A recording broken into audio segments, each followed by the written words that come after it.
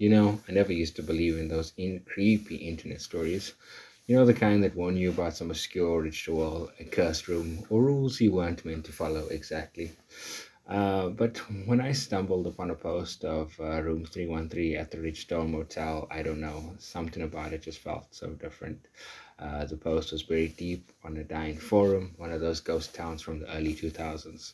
It was titled simply Room 313. You either follow the rules or you don't. Just don't blame me.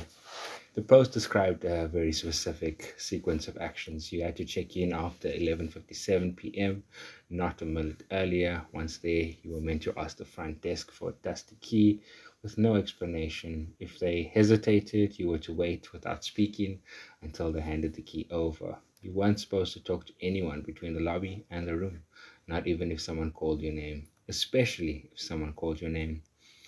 When you went to the door of room 313, you had to knock 3 times. If you heard someone knock back, you were to leave immediately and never return. If it was silent, you could go in. It also warned that there would be no bathroom inside, and you weren't meant to look for one.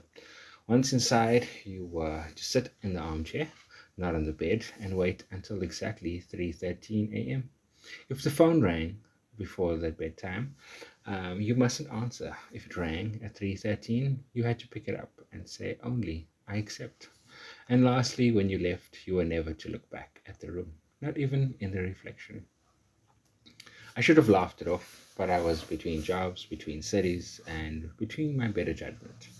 I was staying in crap motels anyway, so why not try the cursed one? The Ridgestone was just off the A57. I pulled in late, somewhere between midnight, and a mistake. The sign flickered like it was winking at me, and at the desk I asked the woman for the dusty key. She went still. A hand hovered beneath the counter for what felt like a full minute before she produced an old brass key, grey with grime. She didn't even say a word. The corridor was cold, long, and lined with wallpaper that looked like dried veins. As I walked into the room, I heard a man whispering about his daughter, then a child crying softly. I kept walking, but I didn't look, and I didn't even speak. Room 313 was at the end. I knocked 3 times, so I heard nothing, and then turned the key. Inside, it was dead, cold, and there was no bathroom, just like the post said. The room was bare, one bed with sunken sheets, a single cracked window, and a dusty armchair that looked too new for its surroundings. I sat in it and I waited. And at 3:08, the phone rang. I stared at it. My hands were numb. I didn't move. 11 rings, then silence. At 3:13, it rang again. I picked up. I accept, I said. There was silence, so heavy I thought I'd gone deaf. Then a voice, flat and breathless, said, We know. Click. I should have left. I tried to. But the moment I stood up, the lights began to hum and the wallpaper started to move, just slightly. Like something was crawling underneath it, perhaps a spider. Then the door opened. I hadn't touched it. A woman stood there, naked except for a curtain of black hair. No eyes, just skin stretched where her eye sockets should have been. Her mouth moved, but no sound came from it. The skin looked waxy, rotten at the edges. She stepped forward, and I tried to run, but my legs wouldn't move.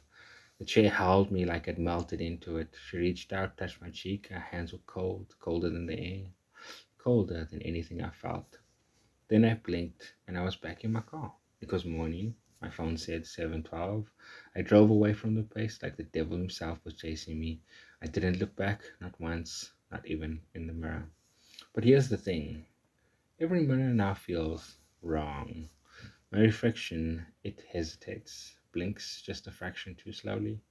Sometimes I think I catch it smiling when I'm not. And every night without fail, my phone rings at 3:13 a.m.